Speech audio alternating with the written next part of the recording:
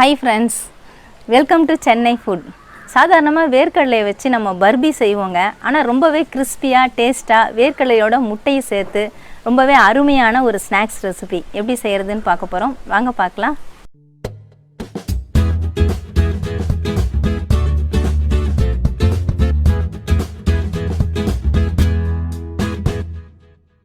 வேர்க்கடலையை வச்சு ரொம்பவே வித்தியாசமான ரெசிபி தான் நம்ம செய்ய போகிறோம். இதை நான் மிக்சிங் பவுலுக்கு மாற்றி விட்டுறேன். 150 கிராம் அளவுக்கு நான் வேர்க்கடலை எடுத்திருக்கேன்.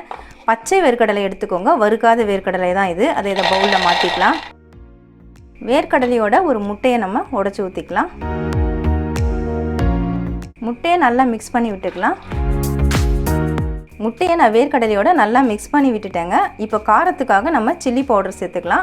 நான் 1 ஸ்பூன் அளவுக்கு ரெட் சில்லி பவுடர் எடுத்துருக்கேன். அதை இதில் சேர்த்துக்கலாம். நீங்கள் எவ்வளவு வேர்க்கடலை எடுக்கிறீங்களோ அதுக்கு தகுந்த போல் கூட்டி குறைச்சி சேர்த்துக்கோங்க. 1/4 ஸ்பூன் அளவுக்கு மஞ்சள் பொடி அதையும் சேர்த்துடலாம். கொஞ்சமாக சில்லி ஃப்ளேக்ஸு நான் 1/2 ஸ்பூன் அளவுக்கு எடுத்திருக்கேன். 2 காஞ்ச மிளகாயை நீங்கள் மிக்சியில் போட்டு அரைச்சி எடுத்திங்கன்னா உங்களுக்கு சில்லி ஃப்ளேக்ஸ் கிடச்சிடும். உங்களுக்கு ரெடிமேடாக வேணும்னா நீங்கள் சூப்பர் மார்க்கெட்டில் கூட வாங்கிக்கலாம். இந்த சில்லி ஃப்ளேக்ஸை நான் இதில் சேர்த்து விட்டுறேன். உப்பு தேவையான அளவு சேர்த்துக்கோங்க. நான் 1 ஸ்பூன் அளவுக்கு சால்ட் எடுத்திருக்கேன். அதை இதில் சேர்த்துக்கிறேன். கூடவே 2 ஸ்பூன் அளவுக்கு கார்ன்ஃப்ளவர் மாவு சேர்த்து விட்டுக்கலாம். இது எல்லாத்தையும் நல்லா மிக்ஸ் பண்ணிக்கலாம்.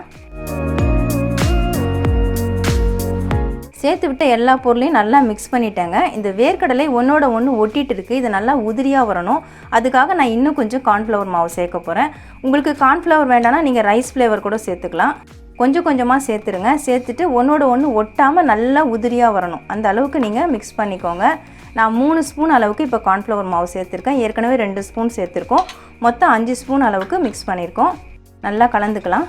எக்ஸ்ட்ராவாக எனக்கு 3 டேபிள் ஸ்பூன் அளவுக்கு கார்ன்ஃப்ளவர் மாவு செலவாச்சுங்க. பாருங்கள், இந்த மாதிரி நல்லா உதிரியாக இருக்கணும். இப்படி எடுத்தோம்னா கையில் நல்லா உதிரியாக ஒன்றோட ஒன்று ஒட்டாத அளவுக்கு இருக்கணும்.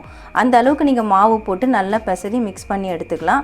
இப்போ இதை நம்ம எண்ணெயில் போட்டு பொரித்து எடுத்துக்கலாம். பொரிக்கிறதுக்காக நான் அடுப்பு ஆன் பண்ணிவிட்டு அடுப்பில் கடாய் வச்சுருக்கேங்க. பொரிக்கிறதுக்கு தேவையான அளவு எண்ணெய் ஊற்றிருக்கேன். கொஞ்சம் கொஞ்சமாக இந்த வேர்க்கடலை பருப்பை இதில் சேர்த்து விட்டுக்கலாம். கொஞ்சம் கொஞ்சமாக எடுத்து சேர்த்துக்கோங்க. உங்களுக்கு இந்த மாதிரி கையில் எடுத்து போடுறதுக்கு பயமாக இருந்தால் கரண்டியில் கூட அள்ளி போட்டுக்கலாம். கொஞ்சம் நேரம் வேகட்டும். வெந்ததுக்கப்புறமா நம்ம திருப்பி விடலாம்.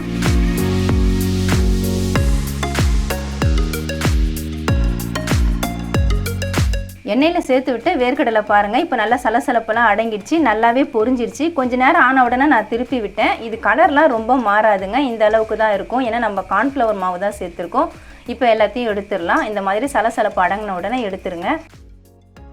நான் பிளேட்டில் டிஷ்யூ பேப்பர் போட்டு வச்சுருக்கேன். இதில் எக்ஸ்ட்ரா எண்ணெய் இருந்தால் அந்த டிஷ்யூ பேப்பர் உறிஞ்சிரும். அதனால் நான் அதுக்கு மாற்றி விட்டுக்கிறேன்.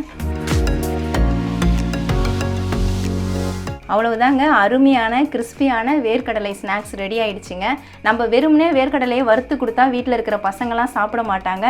இதை நல்லா ஸ்பைஸியாக கிறிஸ்பியாக ஒரு வித்தியாசமாக செஞ்சு கொடுத்தா விரும்பி சாப்பிடுவாங்க. தட்டில் ஒன்று கூட மிச்சம் இருக்காதுங்க. நீங்களும் இதை ஈவினிங் ஸ்நாக்ஸ் தான் உங்கள் வீட்டில் இருக்கக்கூடிய குட்டீஸ்க்கெலாம் ரெடி பண்ணி கொடுங்க. நல்ல டேஸ்ட்டாக இருக்கும். கண்டிப்பாக ட்ரை பண்ணி பாருங்கள். வேர்க்கடலை முட்டை ரெண்டையும் சேர்த்து வித்தியாசமான முறையில் ரொம்பவே கிறிஸ்பியான டேஸ்டான ஸ்நாக்ஸ் ரெசிபி எப்படி செய்கிறதுன்னு பார்த்துருப்பீங்க. கண்டிப்பாக ட்ரை பண்ணி பாருங்கள். ரொம்பவே டேஸ்ட்டாக இருக்கும். உங்களுக்கு இந்த வீடியோ பிடிச்சிருந்தா லைக் பண்ணுங்கள், ஷேர் பண்ணுங்கள், சப்ஸ்கிரைப் பண்ணுங்கள். சப்ஸ்கிரைப் பண்ணவங்க மறக்காமல் பெல் பட்டனை கிளிக் பண்ணுங்கள். இந்த வீடியோவில் ஏதாவது டவுட்ஸ் இருந்தால் கமெண்ட்ஸில் கேளுங்க. உங்களுக்கு ஏதாவது ரெசிபி வீடியோ வேணும்னாலும் கமெண்ட்ஸில் கேளுங்க. நமக்கு இன்னும் 2 சேனல் இருக்குங்க. அந்த சேனலுக்கான லிங்க் நான் டிஸ்கிரிப்ஷனில் கொடுத்துருக்கேன். நீங்கள் லிங்கை கிளிக் பண்ணி சேனலை ஓப்பன் பண்ணி பாருங்கள். உங்களுக்கு இந்த சேனல் பிடிச்சிருந்தா சப்ஸ்கிரைப் பண்ணிக்கோங்க. நன்றி, வணக்கம்.